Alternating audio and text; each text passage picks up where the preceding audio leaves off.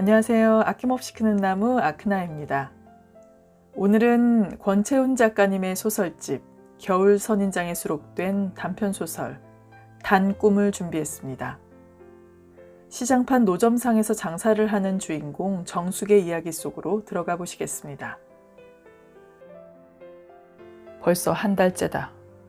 오늘만 해도 졸다가 2번씩이나 고꾸라질 뻔했다. 특히 손님이 몰리는 서너 시만 되면 쏟아지는 잠을 주체할 수가 없다. 맞은편에서 과일 장사를 하는 김씨가 딱해서 못 보겠는지 그만 좌판을 거두라고 성화다. 정숙은 부스스 일어나 커피 자판기가 있는 건물 모퉁이로 간다. 그녀는 전대에서 동전을 꺼내 들고 잠시 망설인다. 그냥 버텨볼까. 아줌마, 커피 안 뽑아요? 머리를 파랗게 물들인 녀석이 그녀를 밀쳐버리듯이 목소리를 높인다. 그녀는 슬그머니 비켜선다. 그 바람에 졸음이 달아난 것 같다. 그녀는 약국에서 피로회복제 2병을 사서 한 병은 그 자리에서 단숨에 들이켰다. 정신이 반짝 나는 듯도 하다. 밍밍한 맛이 영 입에 맞지 않아 여간에서는 입에 대지 않는 피로회복제였다. 그런데 어제 과일장수 김씨가 한 병 건네주는 것을 사양하다가 그깟 일로 신랑이 하기도 무엇해서 마지못해 마셨더니 잠시나마 개운했던 것이다. 말없이 피로회복제를 내미는 그녀를 바라보는 김씨의 시선은 종잡을 수가 없다. 정숙은 따끈따끈한 쇠의자 아래에 놓아둔 휴대용 가스레인지를 들이내어 불길을 낮춘다. 아침에 쇠의자에 물을 넣었던가. 요즘 들어 부쩍 깜빡깜빡하다. 그녀는 빈 물병을 들고 지하철역에 화장실로 간다. 물을 들어간 김에 볼일도 본다. 휴지를 챙기지 못해서 닦지 않은 아래가 꿉꿉하다. 오줌줄기가 시원스레 내뻗지 못하는 것도 갱년기 증상일 것 같다. 그토록 기다려왔던 폐경이었건만 막상 닥치고 보니 예상치 못한 여러 가지가 그녀를 괴롭혔다. 시도 때도 없이 얼굴이 화끈거리며 가슴을 치받아 오르는 통증이야 잠시만 견디면 스르르 없어졌고 괜스레 울적해지는 기분은 의뢰 그러려니 했던 일이지만 불면증만은 사람을 어찌나 볶아대는지 갱년기 클리닉인가 하는 데서 치료를 받아야 한다는 말에 귀가 솔깃해지기도 하는 것이었다. 나이 들어 자연적으로 오는 현상을 굳이 병이라며 치료를 해서 어쩌겠다는 것인지 모르겠다. 살다 보면 예정에도 없던 일들이 느닷없이 앞을 가로막는 경우가 부지기수인데 폐경이야 어떤 여자도 피할 수 없는 과정이고 또한 남다르게 고대해왔던 일이 아니던가. 물 들어갔었구먼.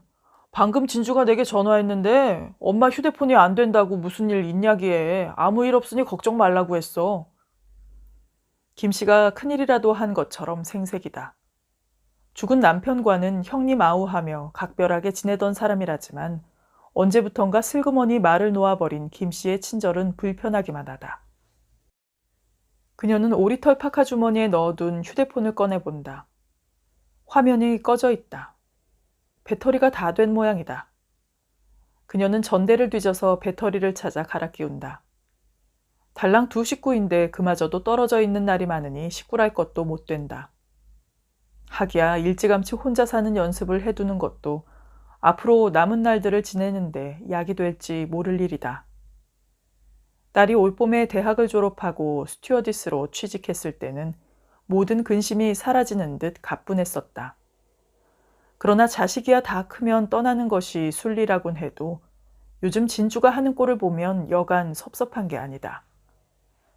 그녀는 쇠의자 등받이 한쪽에 내놓은 구멍에 물을 붓고 헝겊으로 살짝 막는다. 조금 있으면 뜨거운 김이 솔솔 올라 가습기 역할까지 할 것이다. 1.5리터 한 병이면 온종일 끄떡없다. 소환추위라 해도 폭신한 털모자를 푹 눌러 쓴 뒤 오리털 파카에 달린 모자까지 덮어쓰고 따끈따끈한 쇠의자에 엉덩이를 붙이고 앉아있으면 남보기엔 추워 보여도 그런대로 지낼 만하다. 외갓집에 부뚜막에 앉아 고구마 익는 냄새를 맡으며 자꾸 솥뚜껑을 열어보다가 외할머니에게 부직갱이로 얻어맞던 기억이 난다. 이건 부뚜막이 아니라 숫제 소뚜껑 위에 올라앉은 셈이다. 길바닥에서 지내기는 여름보다 겨울이 한결 수월하다. 한여름의 찜통더위야말로 어찌 해볼 도리가 없다. 페트병에 가득 얼려온 얼음물을 노상 입에 달고 살아도 그때뿐이었고, 밤이 되어도 좀처럼 식지 않는 아스팔트의 열기에는 데쳐놓은 시금치꼴이 되기 마련이었다. 열대야라고들 하던 그 잠들 수 없었던 밤들은 끔찍했다. 노점으로 나앉은 뒤로 단 한 번 단잠을 잤다. 남편이 죽고 나서 매일매일 어김없이 지속되는 불면의 밤들은 그 단 한 번의 단잠에 대한 벌인지도 모르겠다. 그녀는 지나다니는 사람들의 다리를 멀거니 바라본다. 다리 중 하나가 그녀의 좌판 앞에 멈춘다. 이거 얼마예요? 손가락이 양미리 무더기를 가리킨다. 3,500원이요. 그거 주세요. 그녀는 검은 비닐봉지에 양미리를 쓸어 담아 내밀고 돈을 받아 전대에 넣는다. 고개를 쳐들지 않은 한 손님의 얼굴은 보이지 않는다. 그녀는 굳이 단골을 잡으려고 애쓰지 않는다. 손님들 역시 단골을 하려고 앉는다. 공연히 얼굴을 익혀놓으면 불편하다는 거다. 외상거래를 하는 것도 아니니 그게 서로 편하다. 하지만 그녀에게서 물건을 사는 사람은 거의 정해져 있다. 조금 비싸더라도 손질이 잘 된 물건을 찾는 사람들. 이제 장사는 자리가 잡혀서 그렇게 버둥거리지 않고도 살만하다.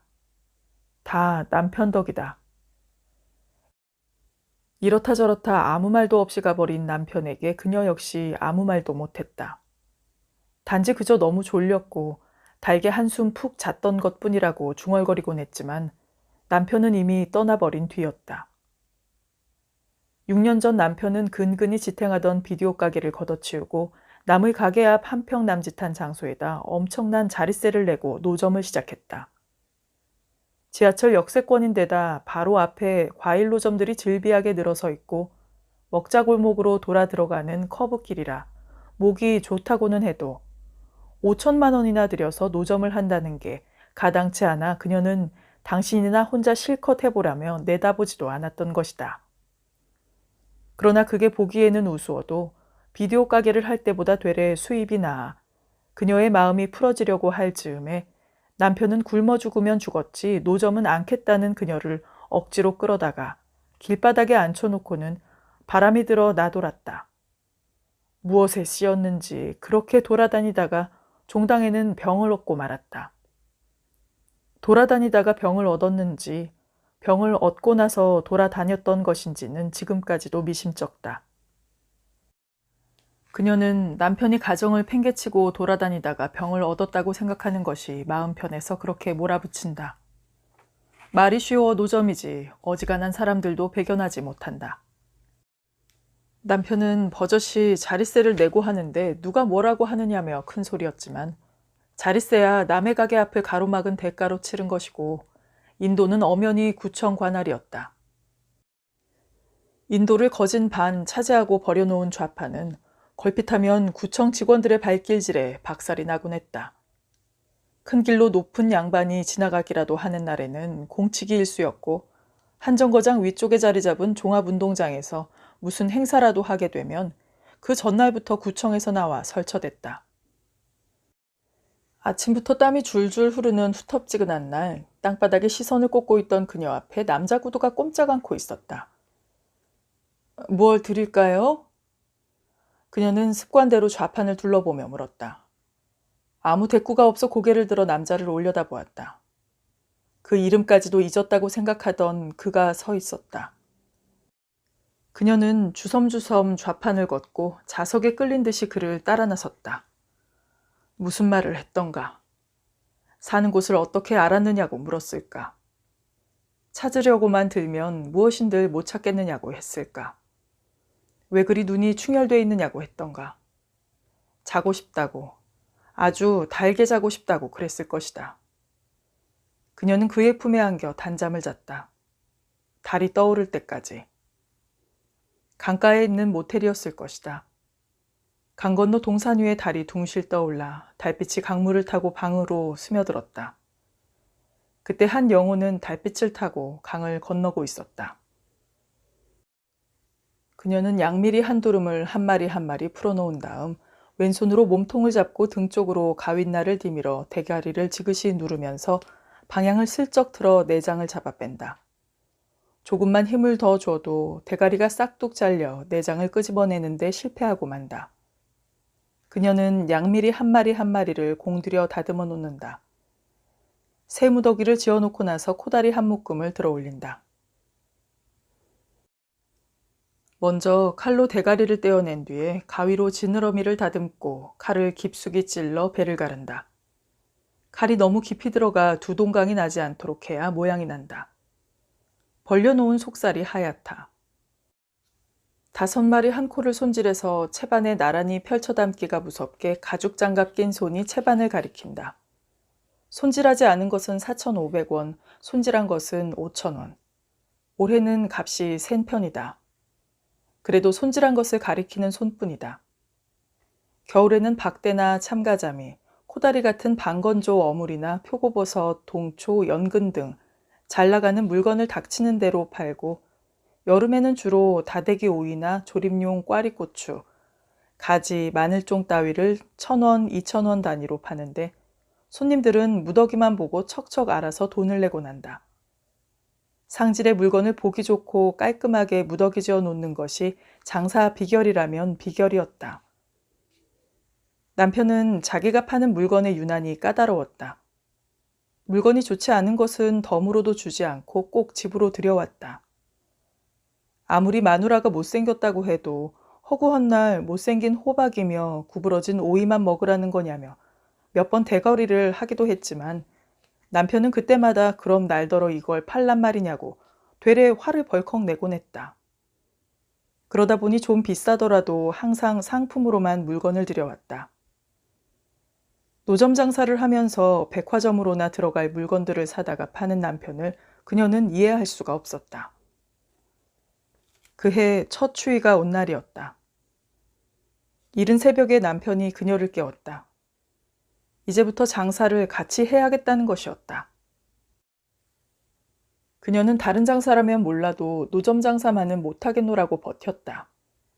더군다나 이 추운 겨울에 하루 종일 길바닥에서 덜덜 떨 생각을 하면 미리부터 몸이 움츠러들었다. 남편은 남들이 다 견디는 걸 당신이라고 못 견뎌 내겠느냐며 이동식 보일러도 마련해 놨으니 추위 걱정은 붙들어 매라는 것이었다. 남편은 밖에서 고생하는데 뜨뜻한 방에 혼자 들어앉아 있으면 마음이 편하냐. 자기가 적적해서 그러니 나와서 옆에 앉아있기라도 해라.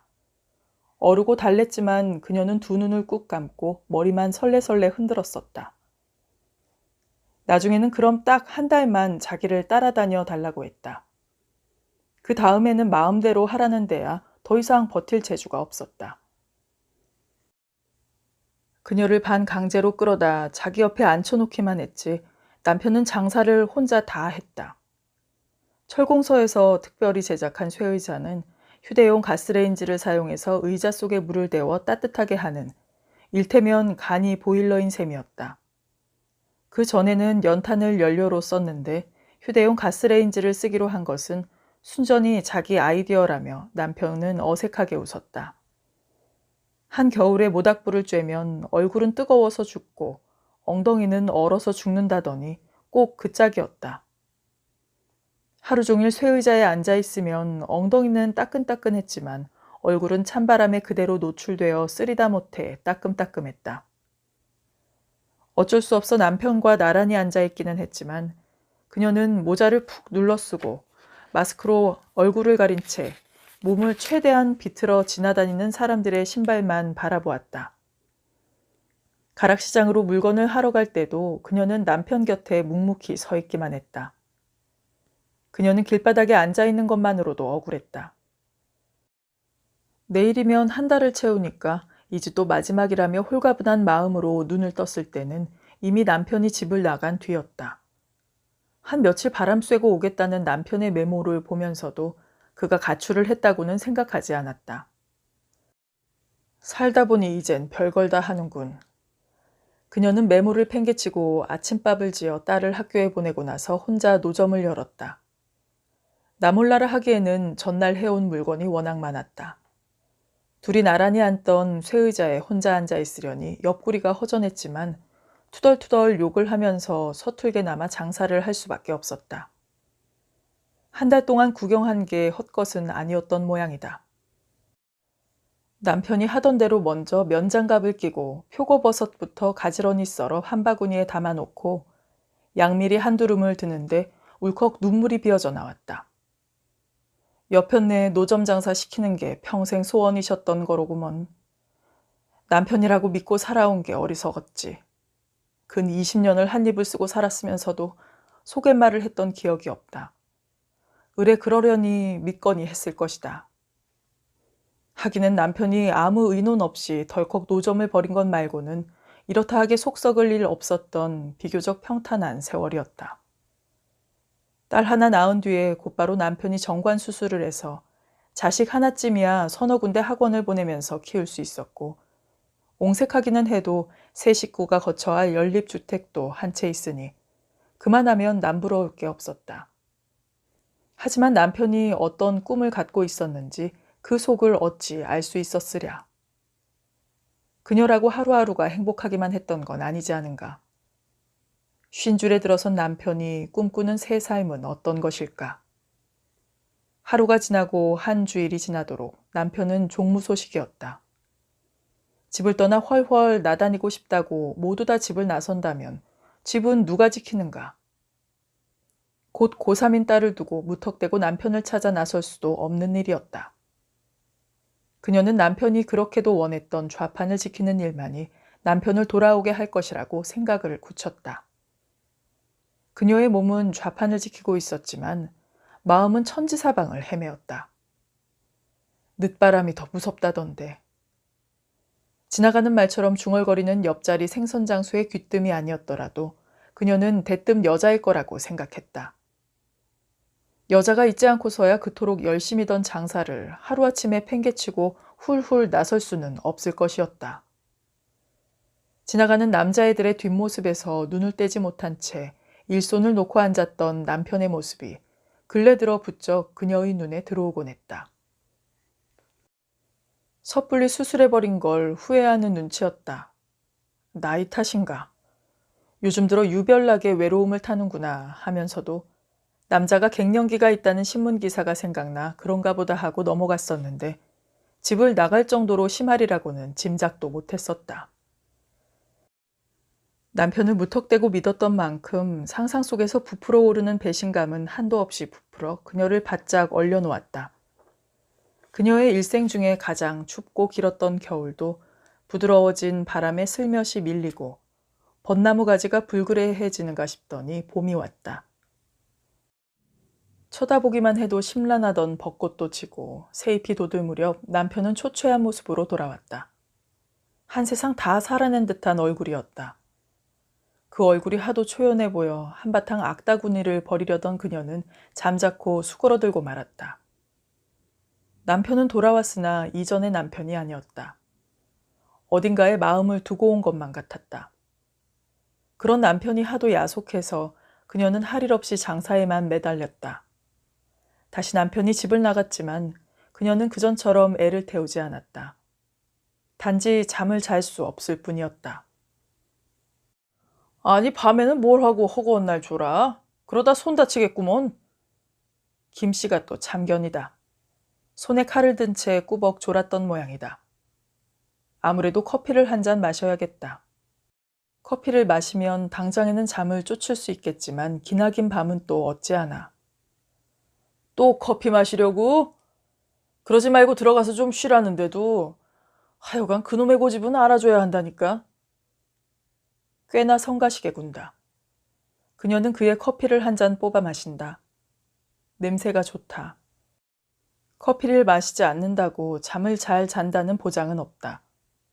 장사고 뭐고 다 걷어치우고 어디론가 훨훨 떠나고 싶지만 왠지 그래서는 안 될 것 같은 마음이 그녀를 좌판 앞에 붙들어 메어놓는 것이다. 어쩌면 남편은 살아있을 때보다 더 단단하게 그녀를 붙잡고 있는지도 모른다. 남편이 죽던 날 그 일이 없었다면 그녀는 벌써 남편을 잊고, 아니 원망하며 새 삶을 시작했을 것이다. 한 번 꼬인 인연은 계속 꼬일 수밖에 없는 것인지 그는 왜 하필이면 그날 나타났던 것일까? 한 달 전이나 한 달 후였다면 그녀의 삶이 방향을 틀 수도 있었을 텐데. 젊어 한때 서로 사랑했던 그와는 그에게 사고가 나면서 어긋났다. 그의 오른손가락 3개가 기계에 뭉텅 물려버렸을 때 헛된 사랑의 맹세도 함께 부서져 버렸다. 그녀는 그의 암담한 미래에서 일찌감치 도망쳤던 것이다. 그러나 그녀의 약삭빠른 계산은 오산이었다. 그는 승승장구하여 보활한 듯이 성공했다. 어떻게 번호를 알아냈는지 몇 년에 한 번씩 불쑥 전화를 넣곤 하던 그는 그때마다 그녀의 마음을 휘저어 놓고 소식을 뚝 끊는 걸 무슨 재미로 하는 사람이었다. 그 급박하던 상황에 어떻게 그를 따라 나설 수가 있었는지 아무래도 설명이 되지 않는다. 그동안 혼자서 숱한 변명을 끌어다 댔지만 그녀에게 그럴 수도 있었겠다고 할 사람은 없을 것이다. 오늘 내일 하는 남편을 병원에 내버려 둔 채 옛 남자의 품에서 잠을 잤던 사실을 알아내서 그녀를 힐책하는 사람은 아무도 없었다. 시쳇말로 하늘이 알고 땅이 알고 그와 그녀가 알 뿐이었다. 그는 그날 이후로 그녀 앞에 나타나지 않았다. 그래서 더더욱 그녀는 잠들지 못했다. 남편과 살면서 포기했던 것 중 하나를 그가 새삼 일깨워줬던 것이다. 그녀가 한시라도 좌판을 떠나지 못하는 것은 그가 다시 올지도 모른다는 기다림의 방편이었는지도 모른다. 그녀는 잠자리가 불편해서 잠을 못 잔다는 핑계를 대고 널찍한 새 침대를 들여놓았다. 거기에 맞춰 양모 솜을 넣은 60수 순면의 화려한 꽃무늬 이부자리도 마련했다. 너무 비싸서 만져보지도 못했던 하늘하늘한 잠옷까지 걸쳤지만 그녀는 밤을 꼬박 새울 수밖에 없었다. 남편이 곁에 있을 때라고 해서 살뜰히 그녀를 보듬어줬던 기억은 없다. 그렇다고 그걸 이유로 티격태격했던 적도 없었다. 그런데도 그녀는 어이없이 그녀를 몰아치는 강한 욕구에 침이 바싹 마르곤 했다. 야, 이 환양년아! 느닷없는 고함 소리와 함께 옆자리의 좌판이 공중제비를 한다. 흰 배때기를 뽀얗게 드러내고 가지런히 놓여있던 자반고등어가 길 한가운데로 질펀하다. 독이 잔뜩 오른 여자 둘이 물 오징어며 생태 따위가 놓여있던 좌판을 마구 뒤집어 엎더니 급기야는 생선장수의 머리채를 휘어잡는다. 김씨 마누라와 일수 찍는 여자다. 금세 구경꾼이 그네들을 둘러싼다. 그녀는 엉거주춤 일어나 구경꾼들 틈새로 들여다본다. 생선장수가 무참히 당하고 있다. 그러나 누구 한 사람 뛰어들어 말리는 사람이 없다. 이 노릇을 어찌하나. 그녀는 생선장수가 휘둘릴 때마다 꼭 자신의 머리채가 잡혀서 휘둘리는 것처럼 정신이 하나도 없다. 화장실에라도 갔었는지 자리를 비웠던 과일장수 김씨가 시근덕거리며 뛰어와 새 여자들을 떼어놓느라 용을 쓰지만 역부족이다. 이거 못 놔? 이놈의 옆에 내가 잘 알지도 못하면서 행패야 행패가. 그러자 일수 찍는 여자가 잡았던 머리채를 놓고 김씨에게로 획 돌아서며 대뜸 김씨의 멱살을 낚아챈다. 뭐가 어쩌고 어째? 니놈이 이제 눈에 뵈는 게 없어? 그래, 니놈이 내 동생을 그렇게 괄시해도 되는 거야? 오갈 데 없는 놈 데려다가 배부르고 등 따시게 해줬더니 이제 배부르다 이거지? 쟤는 몰라도 나는 그 꼴 못 봐. 처형, 왜 이러세요? 뭘 잘못하셨나 본데요? 이거 놓고 제 말 좀 들어보세요. 모르긴 뭘 몰라. 누굴 동태 눈깔로 보나? 너 처신 똑바로 해. 나는 이 바닥에서 무서운 게 없는 사람이야. 누구 덕에 장사라도 해먹고 사는데 깝죽대는 거야? 깝죽대길. 저리들 비켜요. 무슨 구경 났나? 아니, 인연이 어디로 내뺐어? 내 오늘 아주 그냥 끝장을 내버리고 말 테니까. 여자는 실컷 쥐어뜯지 못해 분이 덜 풀렸는지 연방 눈을 부라리며 생선장수를 찾는다. 김씨가 처형이라는 여자와 신랑이 하는 동안 생선장수는 김씨 마누라를 밀치고 주랭랑을 쳐버렸다. 어떤 년이든지 남의 서방 년 보는 년들은 내 가만두지 않을 테니까 잘들 새겨두라고. 여자는 김 씨에게 팔을 잡혀 끌려가면서 둘러섰던 구경꾼들을 향해 고래고래 소리를 질렀다. 그녀는 그 소리에 움찔했다. 길고 새까만 머리를 틀어 올려 큐빅이 박힌 큰 핀으로 고정시킨 여자의 풍성한 머리 매무새가 위압적이다. 김 씨가 두 여자를 데리고 그 자리를 떠나자 구경꾼들도 흩어졌다. 그녀는 길바닥에 널브러져 있는 생선들을 스티로폼 박스에 주워 담는다.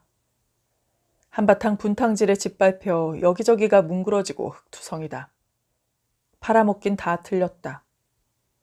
오징어 몇 마리 얻어다가 오징어젓이나 담글까. 참 한심하다. 남은 죽고 싶을 판일 텐데 남의 손해로 이익 얻을 생각이나 하다니. 그녀는 보기 흉하지 않을 만큼 대충 정돈하고 자기 자리로 돌아와 앉는다. 잠깐 정지했다가 다시 움직이는 비디오 화면처럼 언제 무슨 일이 있었느냐는 듯 사람들은 지나간다.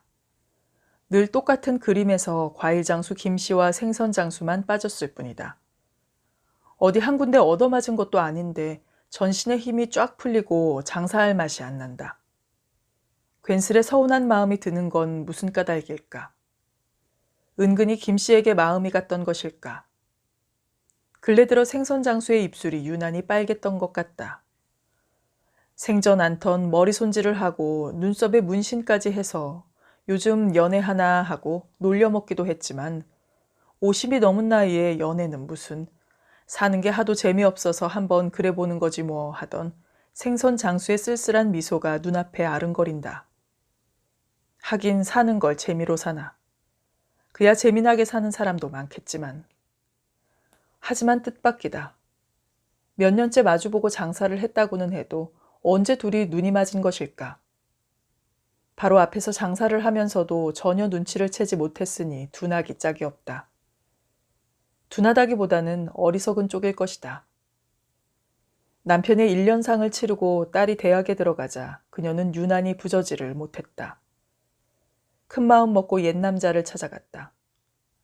너는 그렇게 떠났지만 내 마음속에는 영원히 네가 살고 있어. 그녀를 단잠에 빠지게 했던 그 말을 되뇌며 밤이 깊도록 그의 집 앞에 서 있었다. 창문마다 불이 환했다. 간간히 노랫소리도 흘러나왔다. 아내의 어깨를 감싸 안은 그의 실루엣을 바라보다가 그 자리에 주저앉아 눈물을 쏟았던가. 인도 양편은 두어 사람이 지나다닐 만한 사이를 두고 큰 길 쪽은 과일 장수들이, 상가 쪽은 냉이나 가래떡이나 불린 콩 따위 잡다한 물건들을 치마폭에 쌓은듯이 꾸리고 앉은 여자들이 차지하고 노점을 벌였다. 그나마 남보기에 번듯한 과일 장사는 대개 남자가 하거나 내외간이 했고 상가 쪽에 붙어 앉아 하루 종일 시금치를 다듬거나 도라지 껍질을 벗기며 자기 몸뚱이만큼 차지한 공간에서 웅크리고 있는 여자들은 약속이나 한 듯 과부였다. 그녀가 과부가 된 것도 어쩌면 줄을 잘못 써서 그리 되었는지 모른다. 그렇게 봐서 그런지 과부들은 어딘가 티가 났다. 화장기 없는 얼굴은 언제 봐도 거칠해서 겉늙어 보였고 때 안타는 검은 옷을 아무렇게나 걸치고 점심 한 끼 사 먹는 게 아까워 꼭 도시락을 싸오고 밤 12시를 넘겨서라도 그날 해온 물건은 그날 다 팔아야 자리에서 일어나는 것까지. 누구 하나 나서서 그렇게 하자고 동맹을 맺은 것도 아닌데 그네들은 한결같이 억척을 떨었다. 그 중에서도 그래도 생선 장수와 그녀가 가장 넓은 자리를 차지하고 장사다운 장사를 한다고 할 수 있었다. 그래 그런지 남달리 친하다고 생각했었는데 감쪽같이 속은 기분이다. 그나저나 이 옆에 내는 어디로 갔을까? 그만한 소동에 장사까지 접을 위인은 아닌데. 지난 가을에도 한바탕 소동이 있었다. 붕어빵과 가래떡이 배가 맞았다는 것이었다. 그때는 가래떡 장수의 18살 난 아들이 붕어빵 장사하는 남자를 녹신하게 두들겨 패 합의를 하네 못하네 하더니 이제는 언제 그런 일이 있었냐는 듯 시치미를 뚝 떼고 둘 다 여전히 장사에 여념이 없다. 겉으로 봐선 어디에도 새끼라곤 보이지 않는데 남녀의 일이란 알 수가 없다. 생선 장수만 하더라도 과일 장수 김씨보다 대여섯 살은 위로 보인다. 더운 점심밥을 싸들고 한들한들 나타나곤 하던 김씨 마누라는 그녀가 보기에도 밉상은 아니다. 일단 젊다는 건 점수를 깔고 들어가는 게 아닌가. 게다가 늘씬한 뒤태는 같은 여자가 보아도 매력적이었다. 그에 비해 두루뭉술한 생선 장수의 몸매는 앞으로 보나 뒤로 보나 봐줄 만한 데라고는 어디에도 없다. 넙대대한 얼굴에 싸구려 티가 나는 지나치게 선명한 눈썹 문신은 그나마 선량해 보이던 인상마저 어정쩡하게 망쳐놓았다. 요즘 유행하는 블리치를 해서 울긋불긋한 까치둥우리 같은 머리 모양은 빌려온 가발을 뒤집어 쓴 꼴이었고, 밑화장을 제대로 하지 않아 들뜬 파운데이션은 버짐이 핀 것 같았다. 게다가 그 두꺼운 입술에 짙게 바른 빨간 립스틱은 그야말로 촌스러움의 극치가 아니었던가. 여자가 보는 눈과 남자가 보는 눈은 다르다고 하더니 정말 그런가 보다. 그녀는 공연히 생선장수를 깎아내리고 있는 자신이 한심하다 못해 처량했다. 아줌마, 연근 한 근 주세요. 아줌마! 아줌마! 잠깐 넋이라도 나갔던 것일까.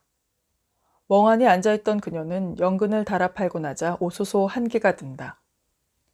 손님이 몰리는 이 시간이면 졸음이 쏟아져서 눈을 뜨고 장사를 하는 건지 눈을 감고 장사를 하는 건지 깜빡깜빡 했는데 다행히도 한바탕 소동에 졸음이 달아난 모양이다.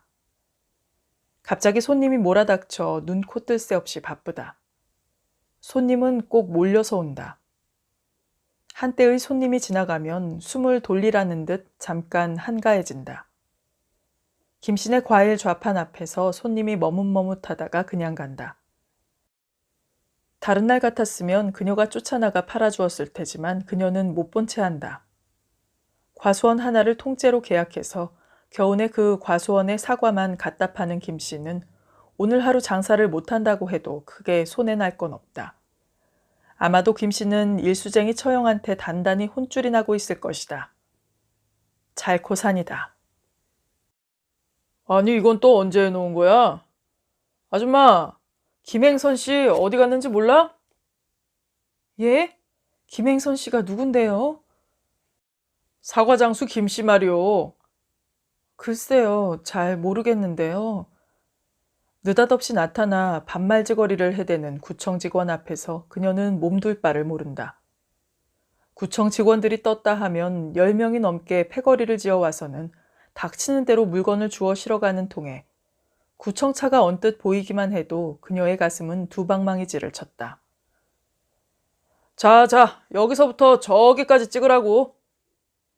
오늘은 무슨 일인지 카메라에 비디오 카메라까지 둘러매고 와서 설쳐댄다. 노점상들은 어리나가서 손을 놓고 멀거니 서 있다. 누가 연락을 했는지 김씨가 헐레벌떡 뛰어왔다. 아유, 양 과장님이 여기까지 웬일이십니까?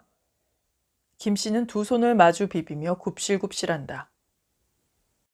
웬일이고 뭐고 이 사람아. 이런 걸 설치하려면은 내게 귀뜸이라도 해줘야 되는 거 아니야. 차양막 말씀이십니까?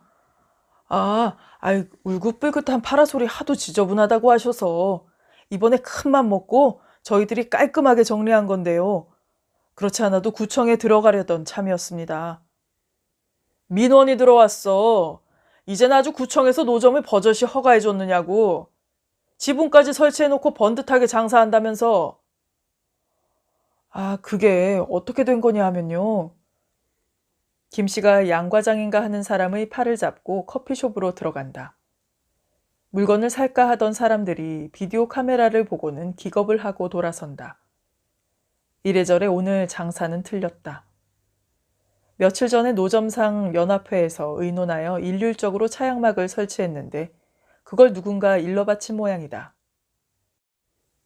비만 오면 대형 파라솔 위로 비닐막을 쳤는데 고여있던 빗물이 한꺼번에 쏟아지는 바람에 무심코 지나가던 사람들에게 물벼락을 씌우기도 했던 터여서 큰 길 쪽의 노점들이 똑같이 돈을 내서 방수천으로 특별히 맞추었던 것이다. 튼튼한 8개의 살이 버텨주는 사각형의 차양막은 단속을 고려해 접을 수도 있게 고안되었는데 짙은 남색으로 색깔까지 통일해서 아주 산뜻해 보였다. 김 씨가 노점상 연합회장을 맡고 나서 처음 해놓은 일이기도 했다. 당연히 구청에서도 잘했다고 할 줄 알았는데 뜻밖이었다. 비디오 카메라를 맨 사람이 그녀에게로 돌아선다. 그녀는 기겁을 하고 고개를 푹 수그린다. 건물 쪽에는 건물에 설치한 말았다 폈다 하는 차양막이 있어서 그 신세를 지면 됐기 때문에 이번 일하고는 아무 상관도 없는데 카메라를 들이대는 것은 무슨 심사인지 모르겠다. 그녀는 카메라가 지나갔겠거니 하고 슬그머니 고개를 든다. 비디오 카메라가 저만치 내려가는 걸 바라보고 있는데 이번에는 플래시가 번쩍하고 터진다. 에구머니나! 그녀는 벌떡 일어나 나온다. 그냥 자리에 있다가는 계속 찍힐 판이다. 일진이 사나운 날이다. 진작 김씨 말을 듣고 집에 들어갔더라면 좋았을 것을. 노점 단속을 나온 것 같진 않고 사진만 찍고 돌아갈 것만 같은데 그 사람들의 일을 알 수가 있어야지. 그녀는 먹자골목으로 들어선다. 권리금만 1, 2억 원을 호가하는 번듯한 가게들을 보면 공연히 주눅이 든다. 돈이 돈을 버는 세상인 줄이야 벌써부터 알고는 있는 사실이지만 구청 직원들에게 시달림을 당할 때마다 자신의 남루한 처지가 새삼스럽다. 그녀는 이 가게 저 가게 기웃거리며 혼자 샘을 놓는다. 한 3억이면 아담한 카페를 차릴 수 있다고 한다. 도무지 감이 잡히지 않는 숫자다. 그녀는 전부터 눈독을 들여놓았던 카페 앞에 우두커니 서 있다가 유리창에 비친 자신의 몰골에 흠칫 놀란다.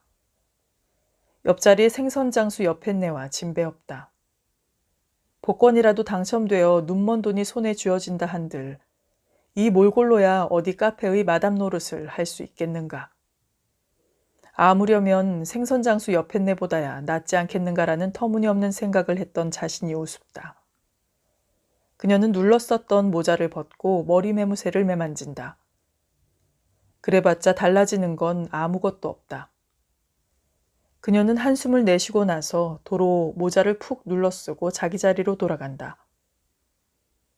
구청 직원들은 모두 돌아간 모양이다. 얘기가 잘 되었는지 김 씨 얼굴도 확 피었고 다른 노점들도 행인들의 시선을 잡으려고 분주하다. 공연히 그녀만 손해를 보았다. 생선 장수까지 어느새 자리를 정돈하고 소금물에 생선을 점벙점벙 담갔다 꺼내며 그녀를 힐끔힐끔 쳐다본다. 그녀는 김 씨를 한번 쳐다보고 생선 장수를 한번 쳐다본다. 아무리 번갈아 봐도 그 얼굴에선 아무것도 읽어낼 수가 없다. 양미리 한 무더기가 없어지고 코다리 채반 아래 1,000원짜리 몇 장 눌려 있다. 그동안 누가 양미리를 팔아준 모양이다. 그녀는 돈을 간추려 전대에 넣고 양미리 한 두름을 집어든다. 순간 갑자기 돌풍이 일어 눈에 먼지가 들어갔다.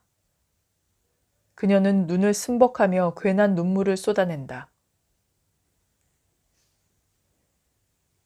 진주 엄마, 이거 갖다가 저녁에 찌개 해 먹어. 소금물에 헹궜는데도 꼬라지가 영 그러네. 뭉클어진데 잘라버리면 그래도 한 끼 먹을만 할 거야. 생선장수가 검은 비닐봉지를 내민다. 그녀는 무슨 말을 하려다가 잠자코 봉지를 받아놓는다. 참 대단한 여자다. 그 망신을 당했으면서도 눈 하나 꿈쩍 않고 태연스레 장사를 계속하다니. 하기야 그만한 배짱 없이는 이 시장 바닥에서 살아남을 수 없었을 것이다. 그녀는 양미리를 다듬던 손을 멈추고 생선 손질에 여념이 없는 생선 장수를 물끄러미 바라본다. 저 여자를 저리 꿋꿋하게 하는 힘은 어디서 나오는 걸까? 진주가 학교를 마칠 때까지 그녀도 앞뒤 돌아볼 겨를 없이 오로지 그의 뒷바라지에만 힘썼다. 이제 딸은 어미 없이도 저 혼자 얼마든지 살아갈 수 있게 되었다. 팽팽하게 당겨져 있던 긴장의 끈이 스르르 풀린 것까진 좋았는데 그 대신에 만사가 시들해진 게 탈이었다. 엄마, 이제부터는 내가 가장이야. 엄마는 장사 그만해. 고생 끝. 내가 엄마 진짜 행복하게 해줄게.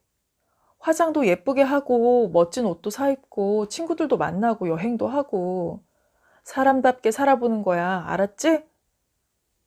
첫 월급을 몽땅 내놓고는 울며 웃으며 그녀의 목을 끌어안는 딸애를 붙잡고 얼마나 울었던가. 그때부터 그녀의 대상도 없는 어리광이 시작되었던 것이다. 장사를 그만두고 무엇을 할 것인가? 이때껏 연락도 하지 않던 친구들을 어디에서 찾는단 말인가? 찾을 만한 친구가 있기나 한가? 그녀는 자기가 무엇을 하고 싶은지조차 몰랐다. 아무리 생각해봐도 뚜렷하게 이거다 싶은 게 없었다. 아마도 갱년기 우울증인 듯 싶었다. 덧없는 욕정에 휘둘려 뜬 눈으로 밤을 새우면서 폐경이 되면 이 대책 없는 욕구에서도 풀려나겠지 하고 막연히 폐경이 오기를 기다렸는데 막상 폐경이 되고 보니 잠은 더 달아나고 무엇보다 아무런 의욕이 생기지 않는다. 민근한 맹물 같은 나날이었다. 그녀는 휴대폰 벨소리에 화들짝 놀란다. 엄마, 생각해 봤어? 뭘? 또 딴청이야? 아, 뭐가 급하다고 비싼 전화를 하고 그래. 집에 와서 얘기하지. 엄마, 그러지 말고, 어? 엄마 바빠. 전화 끊는다. 어미 생각도 할 줄 알고 이제는 철이 들었구나 하며 흐뭇해하던 날은 속절없는 과거사가 되어버렸다. 애인이 생기더니 그 좋은 직장을 팽개치고 느닷없이 그놈을 따라 유학을 가겠다고 저 발광이다. 2, 3년 얌전히 직장 생활하다가 시집이나 가면 될 것을 뜬금없는 유학이라니. 우리 형편에 가당키나 한가. 그 뒷바라지를 하려면 집을 팔든 무슨 수를 내야 할 판인데 유학 다녀와서 엄마를 책임지겠다는 딸의 말을 믿을 만큼 어리석지는 않다. 요즘 애들은 모두 저밖에 모른다고들 하지만 내 딸만은 그렇게 키우지 않았노라고 내심 자부하고 있었는데 이건 뒤통수를 쳐도 이만저만이 아니다. 그녀는 갑자기 오줌이 마렵다. 지하철역의 화장실은 화장을 고치는 아이들로 혼잡하다.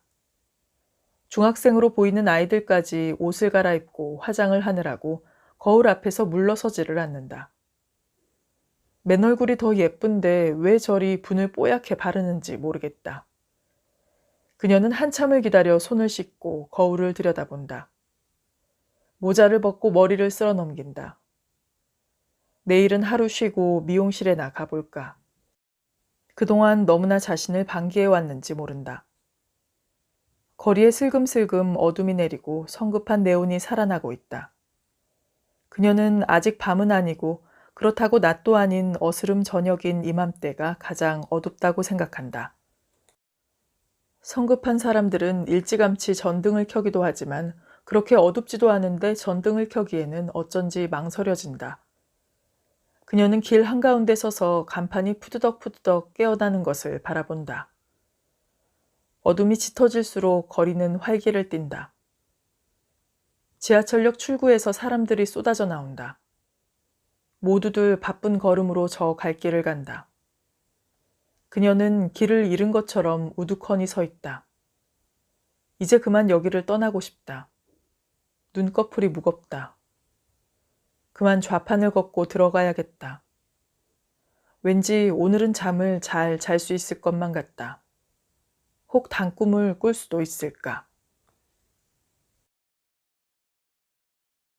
네, 지금까지 권채훈 작가님의 단편소설 단꿈이었습니다. 오늘 내용이 재미있고 유익하셨다면 구독, 좋아요, 댓글 부탁드리겠습니다. 오늘도 아크나의 오디오북과 함께 해주신 여러분 진심으로 감사드립니다. 우리 구독자님들은 부디 단잠 푹 주무시길 바랍니다. 그럼 다음 시간에 또 찾아오겠습니다. 감사합니다.